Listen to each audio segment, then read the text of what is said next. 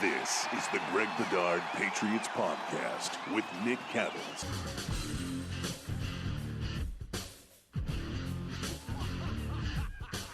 We are back. Yes, it's been a little while since the tag team combination of the world shows up on this podcast, but we are here. It is the Greg Bedard Patriots Podcast with Nick Cattles, brought to you by Athletic Greens, your one-stop shopping for 75 high-quality vitamins, minerals, whole food sourced ingredients, probiotics, and adaptogens. I didn't say that right, but you get the point, to help you start your day right. First of all, let's update the people. Greg is not on the East Coast. Greg is on the West Coast. No, we're not hanging out. He's in Nevada. I'm in California. Unfortunately, can't get a beer this week. But tell the people, Henderson, Nevada is where you're at, Bedard. And also you have an apology to levy to the people.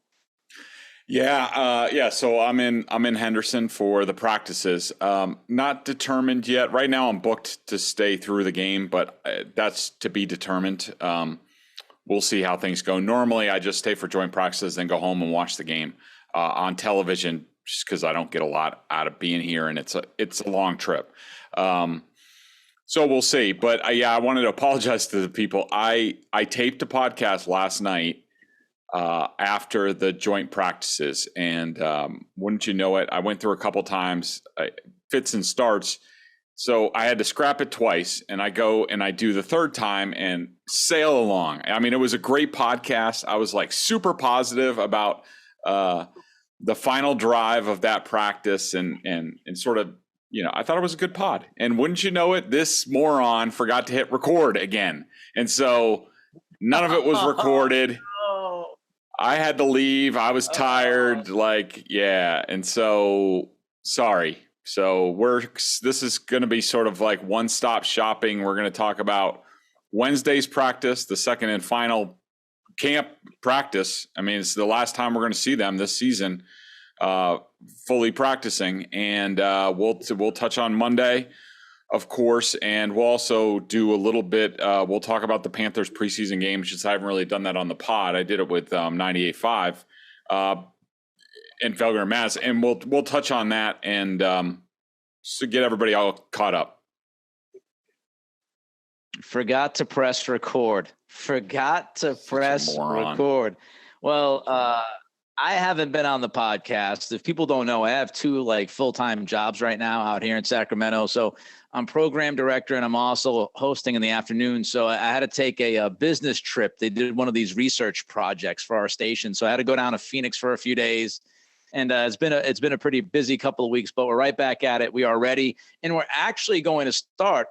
And I know this is crazy to some of you, if you have followed Bedard, and if you're listening to this pod, you have. But we are actually going to start with some positive thoughts, some positive vibes, get you feeling good about things. Now, will Greg drop the hammer later? You'll have to wait to find out. But let's start with the positive vibes, Greg. The final drive on Tuesday, through the end of today's practice, the passing offense, dare I say, it was actually pretty good. Yeah, you could say that, Nick, and I would say that. I would say if you just took the end of yesterday's practice, maybe eliminate an early drill today, and you just focused on about 75% of the practice today, for the first time all training camp, the Patriots look like a competent passing offense. We'll get into the rushing offense later, but no surprise that their strengths came in 2-minute situations, shotgun, spread, Mac doing his thing, allowing the guys up front to pass block a little bit longer. And, I thought things went really well. I actually, for the first time in a long time, I left practice a little bit happy. I know some people will find that hard to believe. There's some people out there who just think that when I tell you the Patriots are bad, that I want them to be bad or they'll always be bad. No, what I try to give you is an accurate reflection at that time where the team is. And it wasn't just me. You could tell the body posture of the offensive guys. There were some good celebrations, stuff you haven't seen in weeks out of the offense. And, Hunter Henry catches a touchdown and everybody goes nuts to sort of, final play of the game type of situation, have to score a touchdown to win the game, can't settle for a field goal, 4 seconds left from the 9-yard line, and Mac finds Hunter Henry, a leaping Hunter Henry in the end zone, and everybody goes nuts. And, there was a lot of that. Jacoby Myers had 2 touchdowns today. Ty Montgomery had a touchdown to end the 2-minute period on Tuesday. Kendrick Bourne had a touchdown to sort of finish things off. And as the Patriots marched down the field and scored on the Raiders right after the defense stopped the Raiders. So, you take those large portions of the last couple days, especially today, and you can't help but be in a better place. And to think that maybe, possibly, they've turned a corner and now they're going to go on the upslope. I mean, who knows? I don't know how much we're going to see the starters, if at all, on Friday night against the Raiders. And then it's showtime in Miami in a couple weeks. And so, but at least finally, it might have taken to the last day of training camp, Nick, but we finally saw the Patriots actually look like a competent passing offense where you're like, all right, they have a chance to move the ball and put up some points. You mentioned that final drive on yesterday. You mentioned today, the team excited, the mood kind of changed, the positive vibes, as I just mentioned a minute ago. But if you look out there and you want to paint the picture for people listening to this podcast, Greg, why do you think it was better? What do you think was better? Why did it kind of change over the last, day or two? In my lay opinion from watching this team, to me, it was about they got out of the running game. There wasn't a whole lot of running in the periods that we're talking about. It was all sort of situational, shotgun spread, just like we saw, Mac Jones to Aguilar in the game against the Panthers. That was shotgun. Basically, any completions that Mac Jones has out of the shotgun. And I think when you're doing that, they talk about simplifying the game for these guys, with the new offense or whatever they're doing with the offense. And it hasn't worked under center. Quite frankly, it's been a bit of a disaster. But when they get back into the shotgun and let Mac cook a little bit, spread things out, he can decipher things. The linemen know, hey, basically, I got that guy, you got that guy. It simplifies things for the offensive line. And, the offensive line in one-on-ones, whether it's joint practices or a practice, have done a pretty good job. And so, they can block, but it's these other type of situations. And also when you're shotgun spread, you could tell where the pressure's coming from, and that helps Mac, the receivers, it helps the offensive line. And so I think it really helps simplify things for everybody and just allow them to get back to what they did last year, towards the end of last year at times with the passing offense. So to me, it was about, there's been so much talk about the new scheme, the new whatever. And wouldn't you know it, when they really start going, it's because they went back to the old stuff, what they knew from last year, and are just building on what they did last year. Puts a lot of pressure on Mac, though. I mean, if this run game doesn't get going, there's going to be some concern. I was talking about this on my show out here when we were talking about, Josh McDaniels and the offense that they run. And there was a point that was made in one of the papers, this idea of like, well, McDaniels, the run offense is kind of the heartbeat of the offense. And I talked about it on the show, how that might surprise some people who are Raiders fans who haven't paid close attention to what the Patriots do offensively with McDaniels as the guy. And I started to look at it, and in 4 out of the last 5 years, you're talking about a top 10 rush offense when you talk rushing yards. I think it was, 2019 was the anomaly where they were like 18th or something weird. But other than that, I mean, this is an offense that is geared off of the run a lot of times. And if that run game fails them and they're left with, hey, we got to just sling it with Mac Jones, as much as I love Mac, I don't think that's what Belichick wants. So, it's kind of an interesting thing to see if this run game can kind of get it going during the regular season, because it hasn't been there. But speaking of people that have been there, who's showing out to you? Who's showing out, who's showing up for the offense?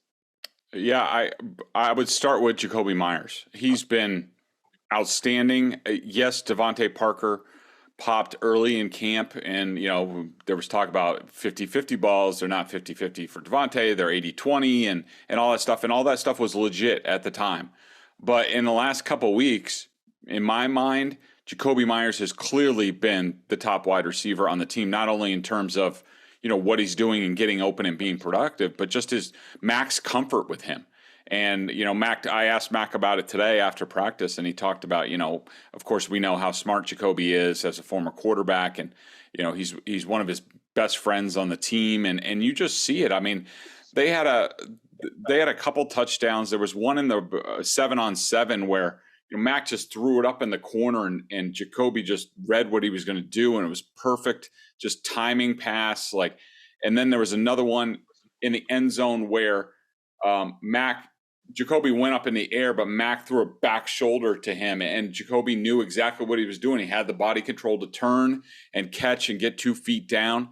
And, pretty much any time Mac needs a play, and it could be there was a 3rd down conversion, I think, yesterday on that final drive that went to Jakobi. It's always Jakobi. Now, you worry about teams wising up to that eventually and taking him out of the equation.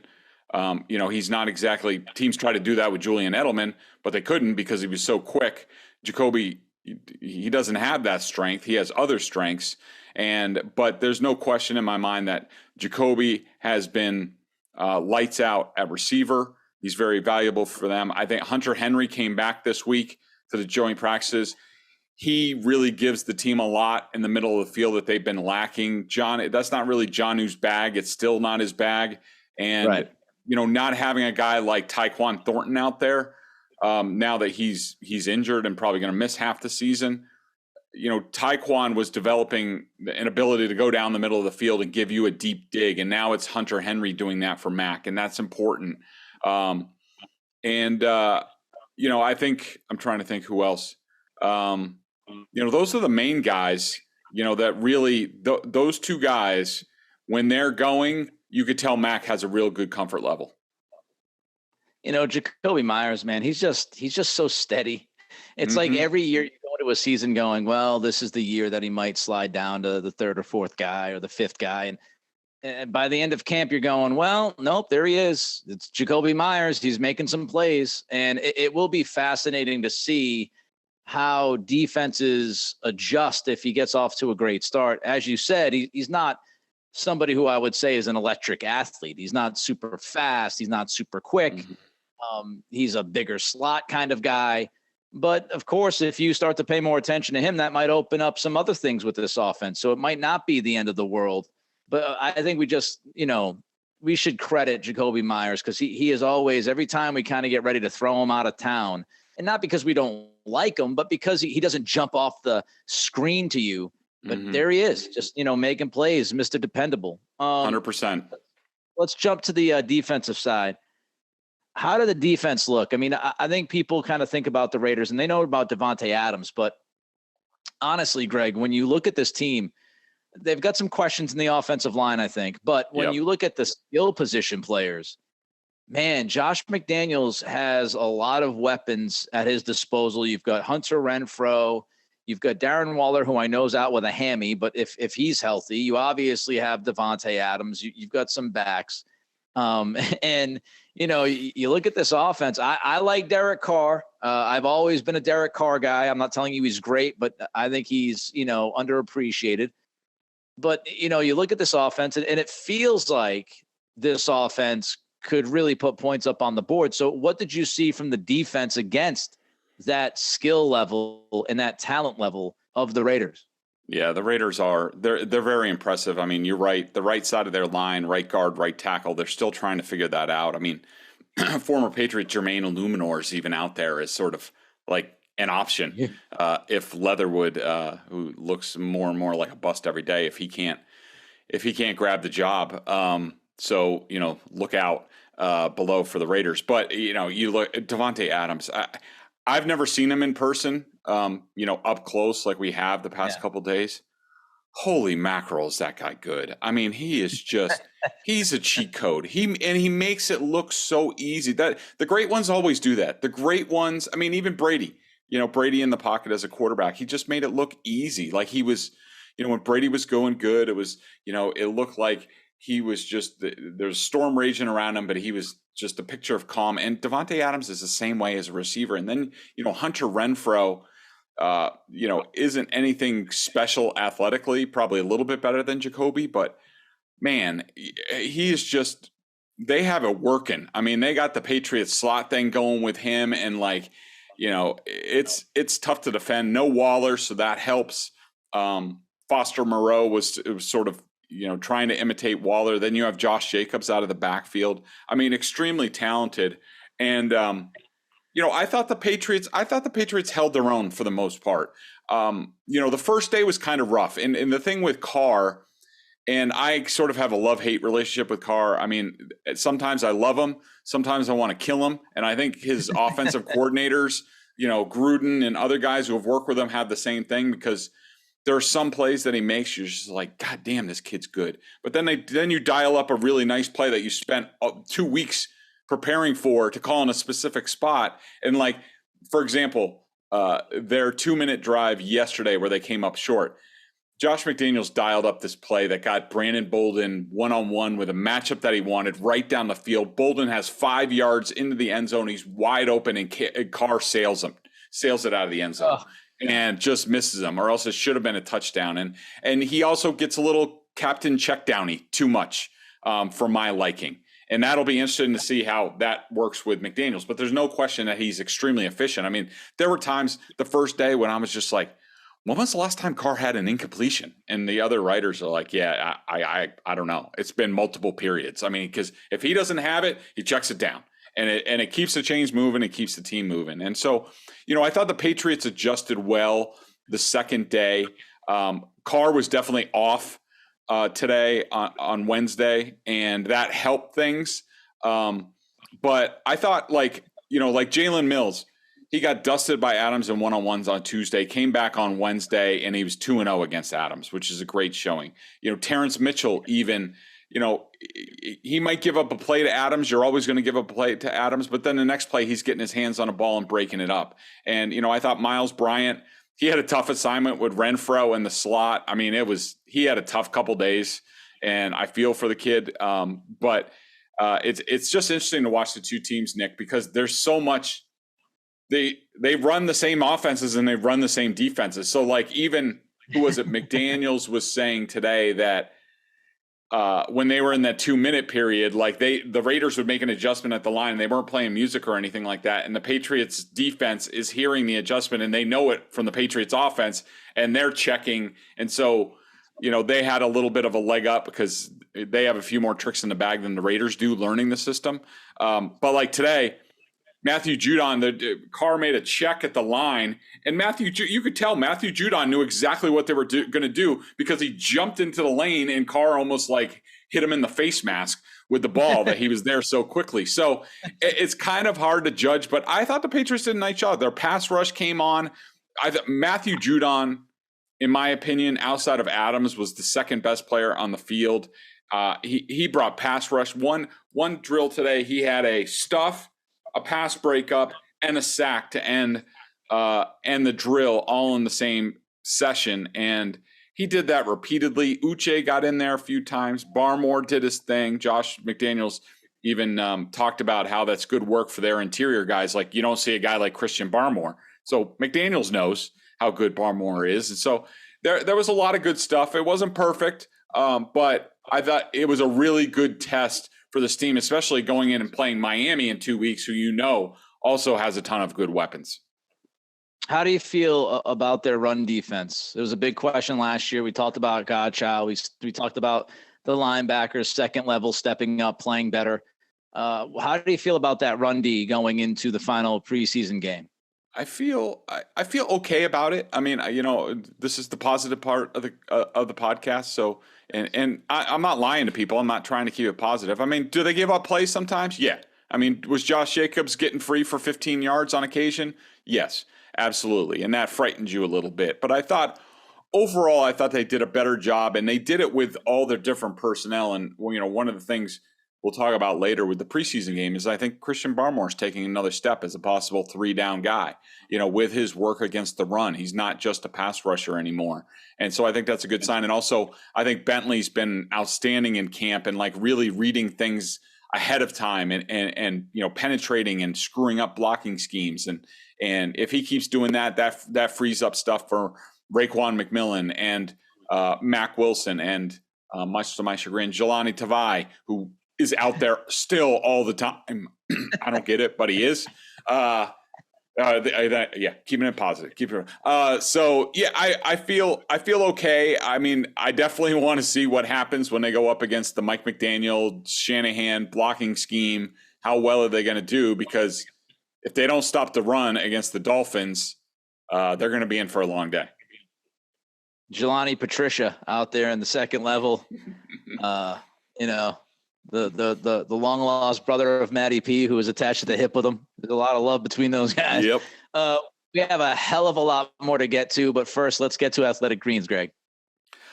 I started taking AG1 because I wanted to make sure I was getting all the vitamins and nutritional supplements I needed in one place. I'm sick of buying like 5 or 6 pill bottles. Now I've been on it for over a month and I love it. It doesn't taste like it's super healthy. Green juice, everyone's like, no, I don't want to drink that. But it's good. I'm telling you. It has a kind of mild tropical taste. It's a little minty and I actually look forward to it each morning. So what is this stuff? With one delicious scoop of AG1 from Athletic Greens, you're absorbing 75 high-quality vitamins, minerals, whole food source ingredients, probiotics, and adaptogens to help you start your day right. This special blend of ingredients supports your gut health, your nervous system, your immune system, your energy, recovery, focus, and aging, all the things that you're looking for. I take it first thing in the morning. It's now part of my morning routine, and I'd be lost without it. It contains less than 1 gram of sugar, which is awesome with my diet. No GMOs, no nasty chemicals or artificial anything, while still tasting good. It really does. Right now, it's time to reclaim your health and arm your immune system with convenient daily nutrition. It's just 1 scoop in a cup of water every day. That's it. No need for a million different pills and supplements to look out for your health. To make it easy, Athletic Greens is going to give you a free 1-year supply of immune-supporting vitamin D and 5 free travel packs with your first purchase. All you have to do is visit athleticgreens.com/Bedard. Again, that's athleticgreens.com/Bedard to take ownership over your health and pick up the ultimate daily nutritional insurance. Adaptogens. Get on it. Adaptogen. Got it. Took me a couple times. All right, so that's the positive stuff. We don't call our guy Greg the wet blanket just to call him the wet blanket. There is some reason for that. And you knew you were not going to get just everything glowing, right? But in fairness, as we've said on this podcast before, we try to paint the entire picture. We try to give you the good and the bad. And now you got the good, so you know what's coming next. The not so positive stuff from Bedard. You could tell by the wide smile on his face. This is his favorite segment of today's podcast. But the not so positive stuff, let's look at the offense. The offense is good now, but, are they going to continue to go up? Do you feel positive about, kind of what this offense will look like moving forward, or we might want to tap the brakes a little bit? I do not feel a ton better about the offense. I feel a little bit better. If you told me that the Patriots were going to be in 2-minute the entire game, or do I feel confident about them being in a 2-minute situation? Yes, I do. And again, I like Mac Jones. I like the running backs. I like the tight ends. I like the wide receivers. I think they have enough. And I like the assembly of talent on the offensive line. But look, they can't play 2-minute all the time. And they're not going to. And when they get under center and they try to run the ball, Nick, they're a freaking train wreck. Even today, when things went well for the offense, they ran 5 running plays, okay? 5, including one that was an end around to Jonnu Smith. And 4 of them went for no gain. 4 out of 5. Yikes. And there was one for maybe 5 yards, I think, Ramondre Stevenson. That's it. When they went end around to Jonnu Smith, there was a flag on the Patriots, legal motion. They didn't even do it right. And so look, we know where this team is. We know what Mac is, and you made the point earlier, and you're exactly correct. Like, for Mac to be at his best, and I know they're trying to incorporate, I think, some RPO stuff to help this along and maybe bridge the gap in the interim. But really, when the Patriots are at their best, and you even look at the Shanahan system, if you want to adapt that and include that, and where Mac Jones, how he needs to operate as far as his talent level as an athlete, he needs to be under center. They need to have an effective running game. They need to have play action.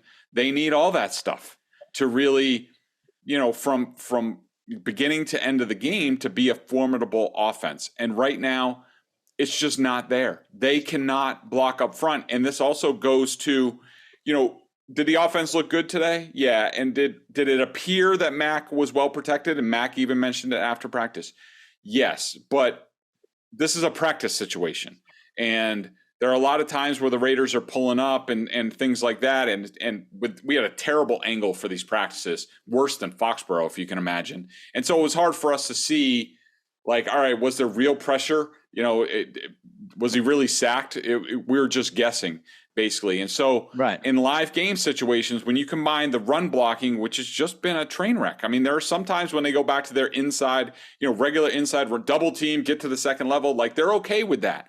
But this new stuff, for example, Nick, so they're about to go to team, and I think it was the Raiders offense was on the field. So Matt Patricia got the offense, and they went over to another practice field, and they just started going on air. And this was right before the first team session. And the first team session was a train wreck today, again. And so they go over this practice field, and it's just them. It's just the offense. They're working on air. And so they're going through repping the plays that they're going to do to start this drive. So the first one, wouldn't you know it, stretch run outside zone to the left. And Cole Strange gets to the second level, like it all looks nice. Then they run a screen, a throwback screen to Jacoby Myers. Okay, so they're repping these plays. Then it's their turn to go onto the field. What do? They run the stretch run on first down. Stuffed at the line. Then they come back to the backside screen to Jacoby Myers. It's basically play action off of the play they just ran, then throw it back. And it looked great on air. Jacoby Myers catches it, immediately hit.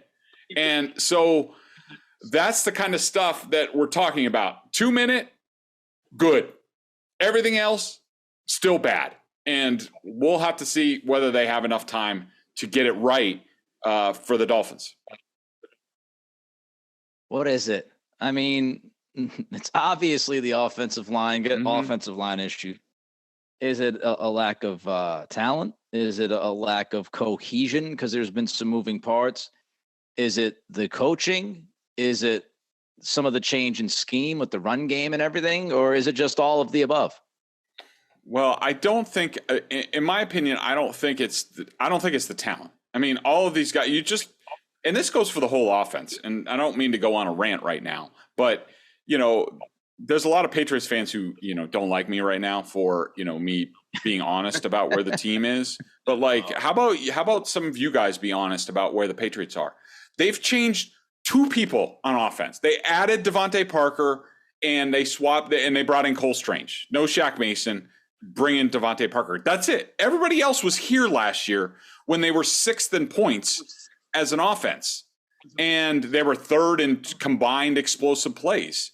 And now they're like 3 weeks behind on offense. And it starts with the offensive line.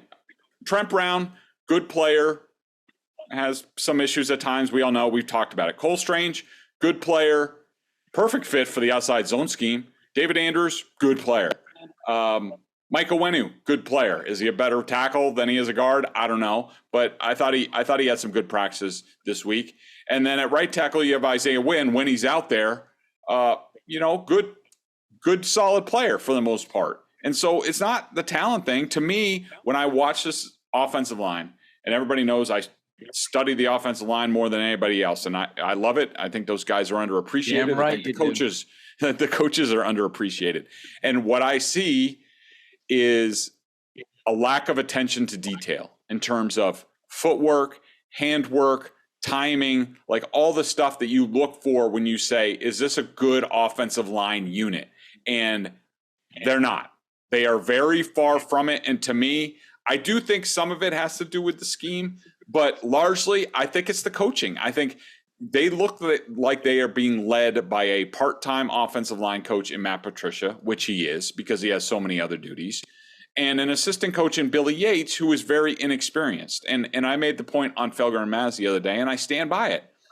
If Dante Scarnecchia was here, if he was the offensive line coach from jump, would this offensive line look like this at this point? There is no way in hell Dante would have it. It would already be ready to go for the regular season by now. And that to me says everything. It's frustrating. You know, we talked about this during the entire offseason. Belichick deserves the benefit of the doubt. You know, maybe he has some grand plan that we're missing here. Maybe he knows more, than he obviously knows more than we do inside those walls. And you know, we'll see if this thing looks as bad as it feels with the Patricia Judge stuff. And if this doesn't get better, and we're talking week 4, week 5, week 6, and we're looking back and this offensive line is still screwy with the technique. And you're looking at things saying, man, if they were coached up, if they were coached, if they had better coaches in place, this team would be better. This offensive line would be better. Therefore, the offense would be better. Mac Jones would be better. The run game, you go on down the line, and it's going to be very frustrating if it does come down to mostly coaching, that everybody who obviously cannot come close to Bill Belichick's football knowledge and coaching know-how and everything that he's accomplished, that us kind of laymen's, as you say, Greg, looked at this and said, do you really want to do that? Because if it doesn't work, it could be ugly. If it ends up ugly, and if it ends up ugly early, it's going to be infuriating because you feel like everybody should have seen this coming if it goes that way. If it goes the other way, then you go, hey, man, he proved us all wrong. Yeah, and Belichick's Belichick. If it doesn't, then, man, oof. Yeah, and just to tack on to that, I mean, there are some Patriots fans who are out there, and God bless you. You want to be positive. You want to say, all right, the belief that Belichick always does everything for a reason. And, maybe there are a lot of people out there, and maybe not a lot, but I've heard this, that people are like, oh, well, this is really about next year. And, they'll have a lot of cap space. And like, I tossed that out. Like, are you effing kidding me? Like, what was 2020 about with Cam Newton? That was supposed to be a reset year. Last year was supposed to be the ground floor. You got a rookie quarterback. He got a ton of experience. You brought in a bunch of guys with a lot of money. And yeah, you knew they weren't going to hit in year 1, but you figured in year 2. I mean, if Josh McDaniels was here running this offense, I mean, would anybody be talking about, oh, no, it's about next year? No, to me, it's ridiculous. Like, they've added on defense. I think the defense is going to be okay. I mean, we'll see what happens. Where most of our fears were in the offseason was with the defense and the secondary and things like that. And it looks like they have something there. We'll see. But, no, they should not be allowed to punt on this year. No, they shouldn't. I mean, what the hell did the Kraft spend $150 million for? They went 10-7 last year. Last year was the first step. They should be going forward. And if they don't go forward, and if they just trot in place, like, that's not good enough. They should be going. And if they don't go there, to me, it's because of Belichick's decisions with the coaching staff. And I'm sorry, that's not good enough. As far as where this team is, I can't agree with you more. I mean, I remember doing shows during that Cam year at EEI. Yes, I worked there at one point. And I was doing shows, and my whole point was, look, you can get through this year with Cam. Yep. And you and I talked about it on the pod. Like, get through the year with Cam. Everybody, deserves, or not deserves, but you can live with a down year for everybody, right? All right, it was a down year. You dominated for most of the last 20 years. You can live with that. Yep. But my whole point was, you're going to go through the pain of that season of 2020 so you can get into the offseason with a better pick to hopefully pick a quarterback, to have some cap space, to spend that money and to ignite the team and to really fast forward the rebuilding process because of where the draft left you in the prior years. And that was the whole idea. The whole idea was 2021, like you just said, Greg, was the first step. That was the launching pad. It was, okay, now you got Mac, the franchise quarterback. You brought in some talented pieces. Now you also had a good draft last year. You have another good draft this season. You get, better production from those second year guys that you brought in last year. And this year you build off of what you did last year. You don't look back at last year and say, oh, we took a step back in 2022. That defeats the entire purpose of the last 2 years that we've gone through, 2.5 years. So I totally agree with you that, there is no space here to win 8 games this year, 9 games this year. You won 10 a season ago. I know it ended ugly, but we should be talking about a football team that is in shape to win 10 to 12 games. And if they're going to take a step back, and a lot of it's got to do with coaching, because talent-wise, I don't think they're that much off from last year, if not better this year. If it comes down to coaching, Belichick has to come out. He has to take accountability, and people should hold him accountable. If we're going to cherish all the good that he has done, and he has done a shit ton of good, if we're going to sit there and we're going to talk about how great Belichick's been, and we're going to give him his flowers when he does great. And last year, we gave him credit. You won 10 games, rookie quarterback, blah, blah, blah, blah. He deserves all of that. But he also deserves the criticism, and he also deserves people holding him accountable if he decides to bring in Matt Patricia and Joe Judge on the offensive staff and it blows up in their face. Because that's what when you have a manager, when you have top management, Greg runs, Boston Sports Journal. When things go well for Boston Sports Journal, I can guarantee you, Greg is feeling good about it. And his workforce should be like, hey, Greg, thanks for doing this. You're doing it. When something goes wrong, Greg is the guy, because he's the one with the responsibility to step up and say, I could have done better and I messed up. So again, he deserves the benefit of the doubt because he's the greatest coach of all time in my eyes, especially at the NFL level. But you're absolutely right, man. If this is a step back in 2022, unless we have a rash of injuries, which hopefully we don't, but if it's this team is relatively healthy and they take a step back, that's on the guy in charge. Whether people like it or not, that's it. It's like the quarterback on the field. He's in charge. He runs this game. It was his decision. Nobody forced Bill Belichick to bring Matt Patricia in as the offensive line coach. Nobody put a gun to his head and said, you got to bring in Joe Judge and put him on the offense as the quarterback's coach. Nobody did that. He could have done whatever he wanted to do with this coaching staff in the offseason. He did what he did. And if it backfires, he deserves the criticism. If it does great, then I will be sitting here praising him and saying, Bill Belichick did it once again. But he deserves the other side if it doesn't work out. You can't sit there and wax poetic about the guy when he does great. And then when he doesn't do so great, oh, well, he did great before. Yeah, we get that. But what is he doing now? So there's my tangent. There's my rant. Amen, brother. Let me ask you this quickly. Can the Patriots afford to get off to a slow start? I don't think so. I don't. I mean, look, they went 1-3 last year and rallied and made the playoffs. I understand that. And they do have a soft middle to the schedule. I mean, they have a legit chance if they're competitive to go through 7-0 there in the middle. I mean, they got a lot of fat games against, the Jets and the Browns without Deshaun Watson and, a lot of games like that in the middle. So, even 1-3, it's not a complete disaster, but the back end, like they can't afford, they're not going to have the wiggle room in this conference to get off to a slow start. And they have a tough slate. I mean, Miami, Pittsburgh, the Ravens, and what's the fourth game? I'm just blanking on it. But in any event, there are 4 really tough games to start the year, and they need to be at their best. And I have a feeling that I know a lot of Patriots fans are talking about, and I've talked about it in the past. Even last year was a big joke with Adam Jones, even though the context was taken out, where I was like, look, the first 4 or 5 games don't matter all that much. It was at the time it was in the context of what if you started Cam Newton and then went to Mac Jones, like give him a little bit more time. That was the context of it. It not in general. I just don't. They can't afford to sit back and say, well, we can punt on the first month.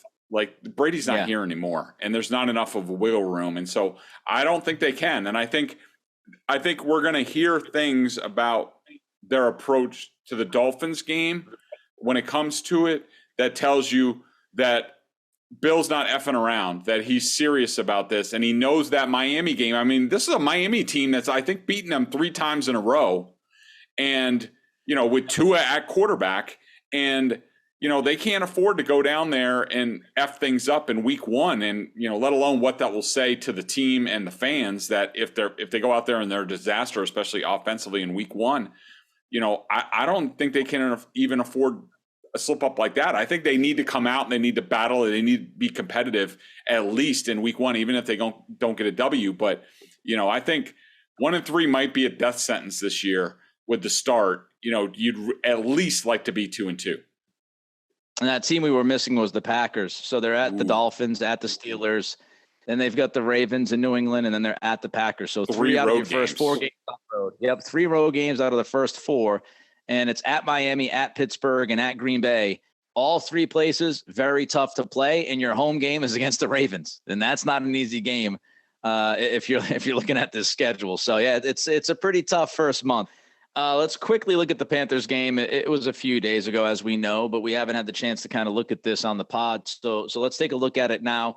I did watch the game. I did see the game. NFL Network's doing a great job pumping out the preseason games. So I've actually seen the first 2 preseason games. I'm going to see certainly the Raiders game. So should be in good shape as far as that goes. But, some things that jumped out at me, Greg, was, that final drive for Mac and the offense, I thought was big. The big time play over the top, the bucket throw to Aguilar was a fantastic play by both guys.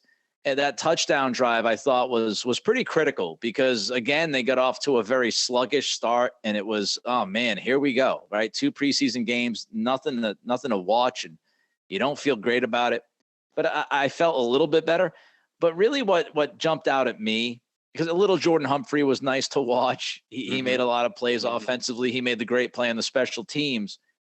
But the defense, you mentioned this earlier in the pod.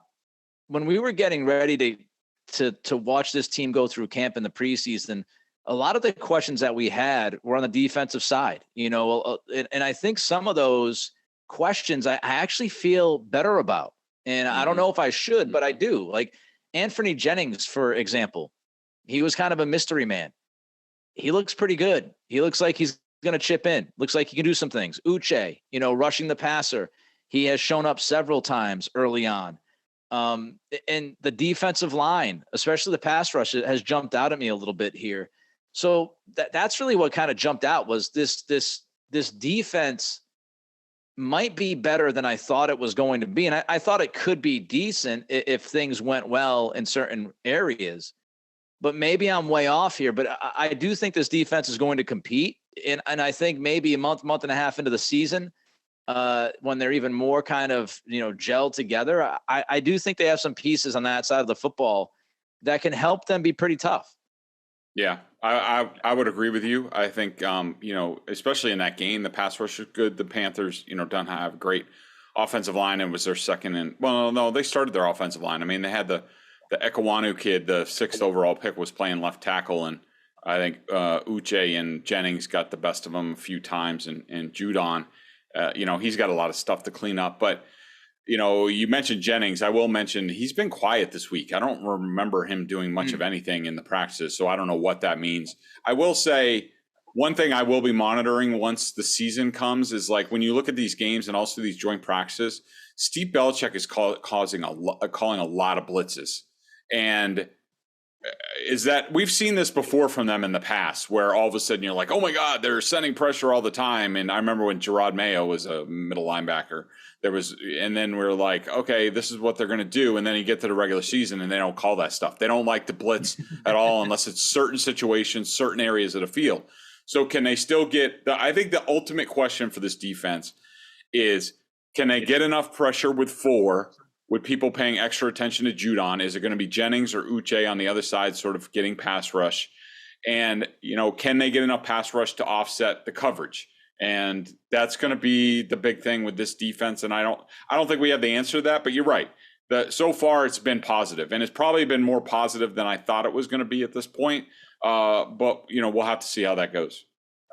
Were you surprised? Quick question here. Were you surprised how much Mac Wilson played and how late he was in that game?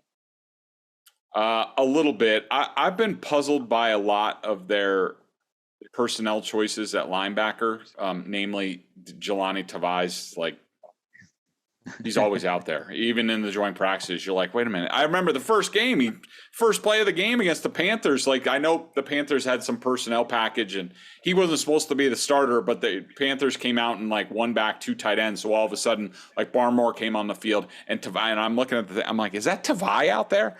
And Mac Wilson, I will say, the first preseason game, he's a see it, hit it guy, run, see it, hit it, type of linebacker, and that, and he's a really good athlete, and he's strong.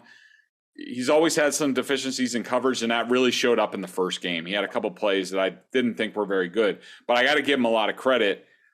He obviously watched the film, took the coaching, and he broke up 2 passes in the game. So that was him showing improvement. If he can keep doing that, then I do think he has a chance to be, have more of a role on this team. And I hope he does, because I do think his athletic profile is something this team needs. Yeah, Jelani Patricia. All right, so quick 3 up, 3 down from the Carolina game, Greg, from you. Yeah, I'll do this real quick.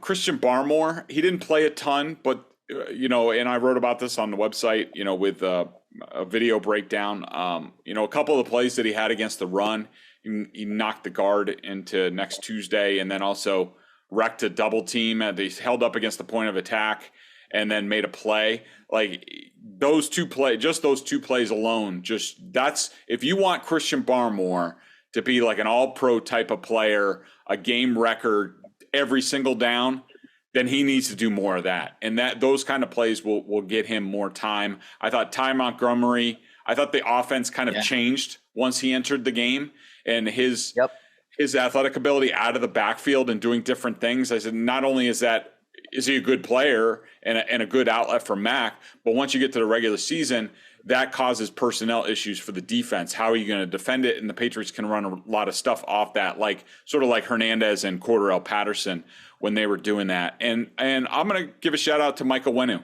Big Mike, for, he moved over to right tackle for that game because Wynn had been hurt. And, we talked about it a lot last year, that he was a right tackle as a rookie, did a really nice job. They kicked him inside to guard last year, lost his job to Ted Karras because he wasn't that good of a guard. They put it back in at guard this year. It's been okay. Then all of a sudden they move him out to right tackle and he has a clean sheet and he looks great.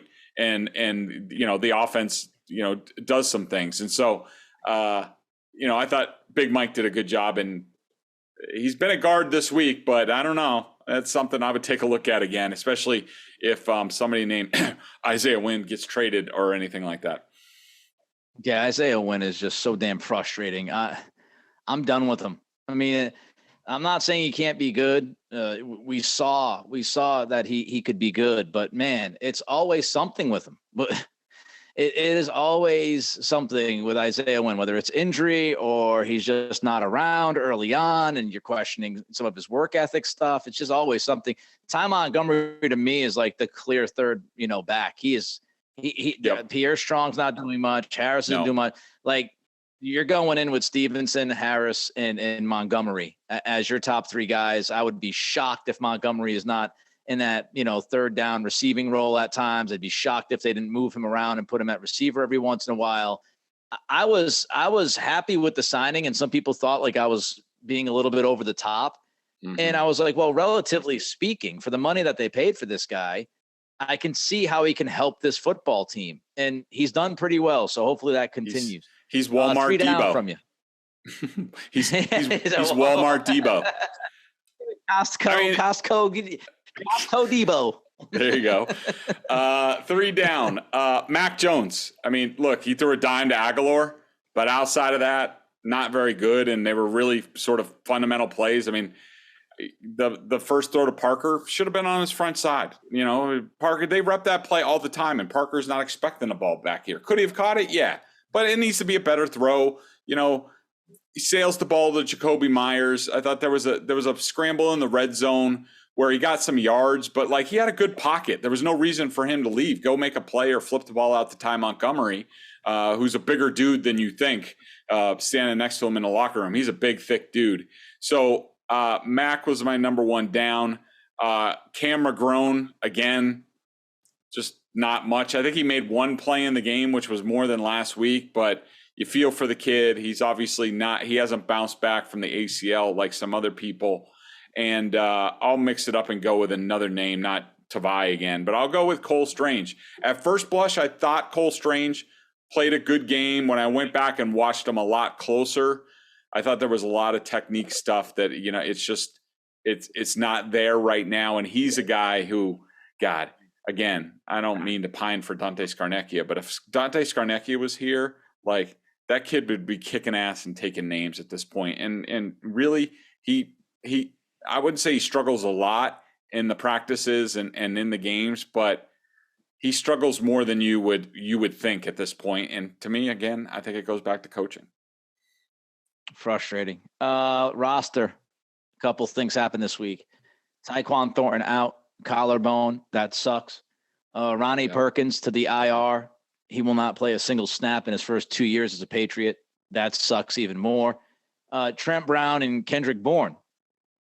Trent Brown, not too surprising because, as you've mentioned, he's had some things in the past. Kendrick Bourne, somebody that we've talked about who is seemingly always in a good mood, always on the rails, always benched. So some roster things happening here, Greg. Take them as you want them. Thornton, Perkins, Brown, and Bourne. Yeah, I think most of the stuff is well-treaded territory, but I do want to talk about Tyquan for a second because, I mean, look, he's probably going to come back, but he's going to be hard pressed to have a real role on this team outside of like a deep threat. I mean, he'll be back in probably late October, which gives him time and we'll see. But I just wanted to say, like, I was very impressed with the kid and what he had done. It's disappointing. I'm not going to get into the injury thing and his, was it because of his build? I think that's easy to say. I asked Doc Flynn about it on our site, and she said it's ridiculous. She's a doctor. I'll defer to her on that. But what I'm worried about is, like, Tyquan was bringing an athletic ability that you could see developing. It was coming more and more every day that they don't really have on the team. And we sort of touched on it earlier with the Hunter Henry stuff. Like, he was a dangerous guy who could threaten all areas of the field. And they really don't have that guy now. And you'd love to have it. I mean, it's not a season killer or anything like that, but it's just disappointing. And it just further illustrates, like, they don't have a whole lot in the pipeline, which is disappointing. It's annoying, look, who knows if N'Keal Harry's career would have ended up being different if it wasn't for the early injury that just really wiped out his rookie season for the most part. But you never want to see somebody who's just kind of getting going. And just like you said, Greg, everything I read and, watching the games and listening to Sosi and Zoe talk about, the leaps that he has made and Perillo jumping in there and saying that as well. It seemed like he was going down the right road. And I'm not telling you he's going to average like 7 catches a game, but it did seem like, hey, man, this guy is finding a role. And he might actually do a little more than we anticipated. And then you slam the brakes with the injury. So hopefully he comes back and can get going a little bit, but there's no doubt it's going to stall him. UDFAs, any UDFAs that are sticking out to you that might actually make the team and affect this roster? Yeah. One of your favorite topics, Brendan Schooler. He looks like it looks like he plays guitar in a hair band, a hard rock band on the weekends. Tatted up, long hair, singing Freebird. Yep, and that's what he looks like. But dude, the dude's on all this. He's on all the special teams, so you know that he's going to get one of Belichick's. I mean, I don't know if he displaces somebody, but he's getting one of the special golden special teams tickets that Belichick loves to give out. So, I mean, that's all he's going to do. He's never going to play safety for this team, but God damn it, he's on every special team. So, he's going to be on the roster. So add him to Matthew Slater and Justin Bethel and Cody Davis And part of me hopes that Schooler's just replacing Cody Davis, but I doubt that he is. And there's probably somebody else that I'm forgetting. But Belichick just can't quit these guys. And DeMarcus Mitchell, who, first of all, I got to tell you, looks like a freaking Brit crap house. Like, the dude is jacked with abs and scares me. I don't want to make him angry. And he showed some pass rush the other night, and he's on a lot of special teams too. I don't know where he's going to fit on the roster, but it looks like he's going there. So there you go. 2 UDFAs. Make room, baby. I love it. Oh, special teams bonanza. Let's go. Let's Schooler. Let's do your tattoos and your hair. Let's do this, Guitar Hero. Yes. Let's go. Yes, I mean, hey, if you Schooler. Super for Schooler. Schooler. You see him make the play, Schooler. Oh, you might not be able to block for your quarterback, damn it, but we're gonna dominate special teams. That's right.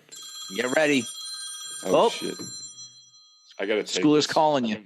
Hey, can you wrap it up real quick? Yeah.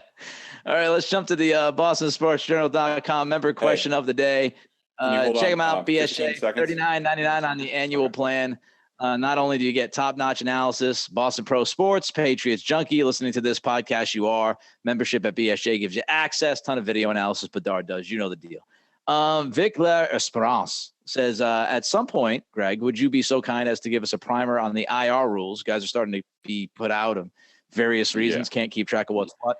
So what's up with the IR rules? So real quick on this, because I got to run. So if the players, if they go on IR before the final cut down, they're lost for the season. If you want them to come back during the season, they have to be on the 53-man roster initially. So that means you have to cut somebody else, and then you can move them to IR and sign somebody back in that roster space. So that's the nuts and bolts of it. All right, Greg got a very important phone call. We have to run. We gave you a lot of info here in Intel. Greg Bedard Patriots Podcast. Nick Cattles brought to you by Athletic Greens. Raiders Patriots coming up. We'll talk to you next week.